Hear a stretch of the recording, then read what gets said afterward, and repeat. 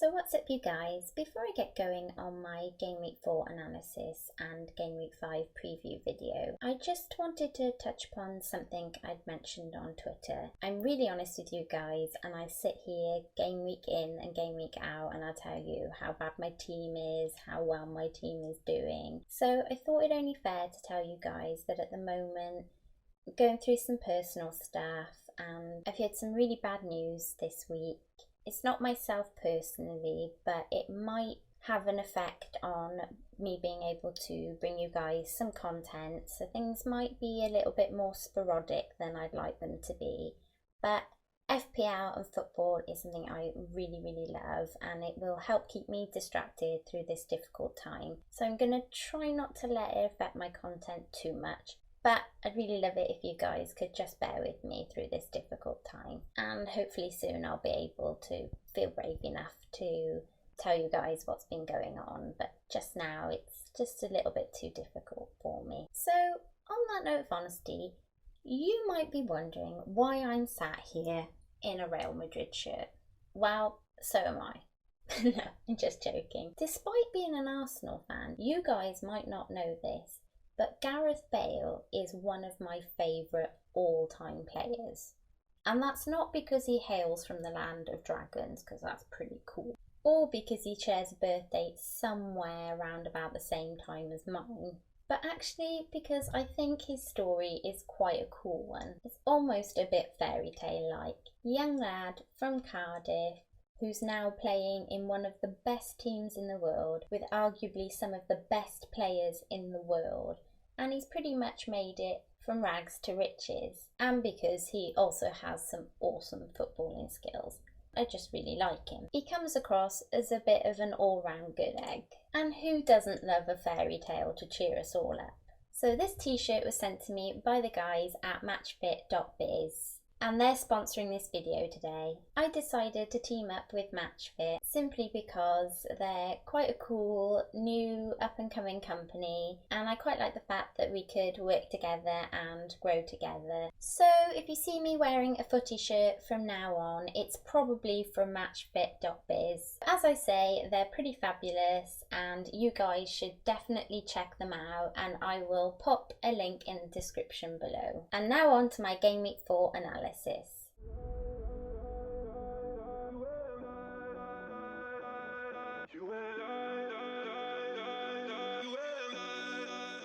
In a week where we've seen the last of the 100% clean sheet teams wiped out, and in a week where we see Crystal Palace smashing a new record of their own, albeit not in a very good way, their sacking of Frank de Boer places them as the quickest team to get rid of their manager in Premier League history.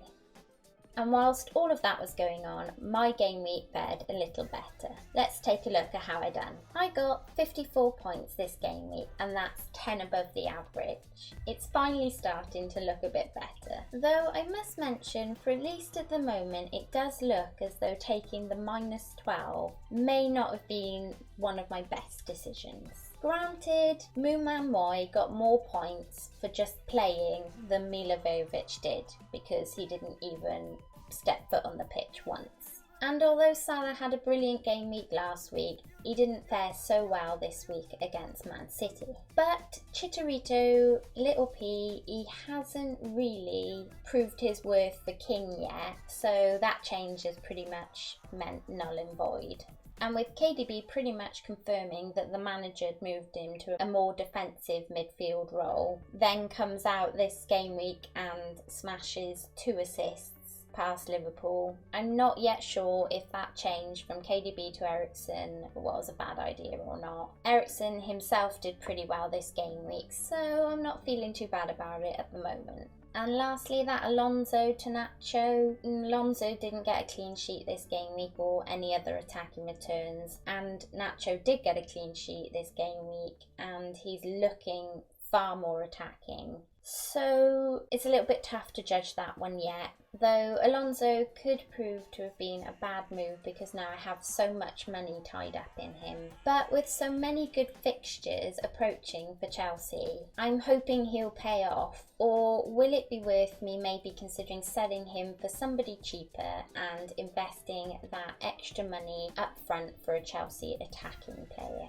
I'm going to have to wait this one out, I think, a little bit longer and see what I think on that one. All in all, at the moment, that -12 isn't looking the best decision. All it did was push me further down the leagues, and I maybe could have still taken a hit for some of those other players that have helped me out, like Mooman, but maybe I didn't need to make such a big one. But we'll see how it plays out. So aside from the -12, we have to mention Kane's back.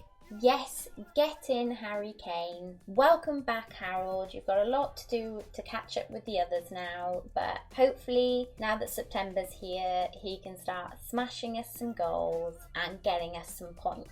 I wasn't brave enough to captain him, unfortunately. I kind of wish I had, but I wasn't too unhappy because I captained Lukaku and he scored me a goal, so it wasn't so bad. Then we've got Richie. He's starting to look a lot more like the player we've seen last season, so I'm pretty happy to keep him in my team for now. And as you can see, I probably should have had Elliot in over De Gea. Let's take a look at how that leaves me standing in the leagues. That's better, I can actually see some green arrows now. I really need this to continue, so fingers crossed.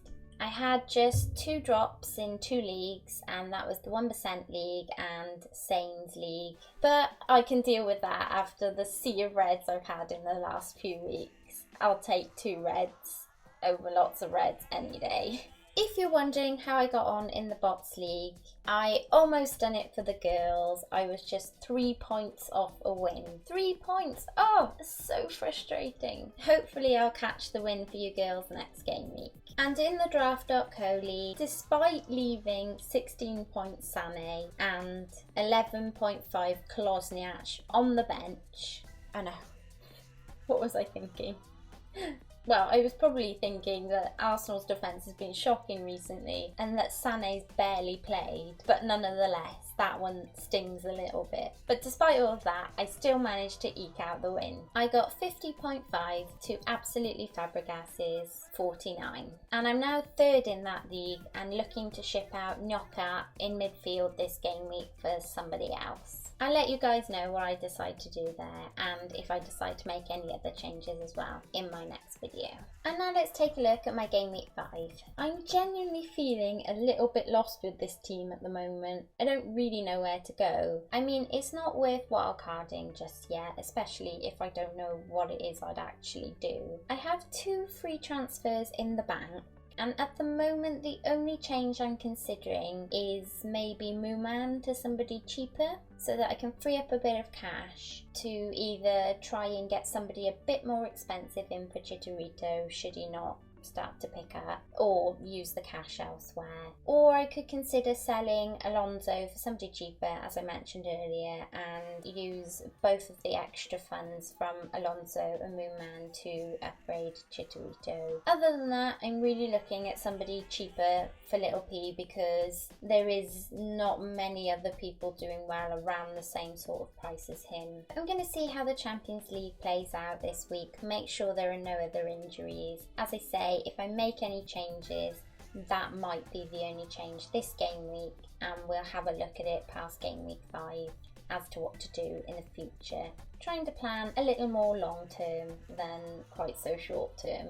And then how to shape up the team. I guess the only things I'm thinking about if I leave it as it is whether I play Elliot, who has 2 clean sheets, over De Gea, who has 3 clean sheets, and whether I play Stuttner, who has 1 clean sheet, over Daniels, who doesn't have any. I think it'll probably be one of those guys that I'll probably swap in or out. Again, tune into my next video to see how I actually end up lining up my starting 11. And then it's just really who to captain, and my captaincy armband choices this week are between Kane and Eriksen or Lukaku. I've got Lukaku, who's facing Everton, his former club. We all know what footballers like to do when they go back to their former clubs, and hopefully now that Kane is back and September is here, Kane and Eriksen will start to pull in those points for us guys. So it's pretty much a toss-up between those players as to who I captain, but I haven't yet decided. And that's it, you guys. You guys are all up to date.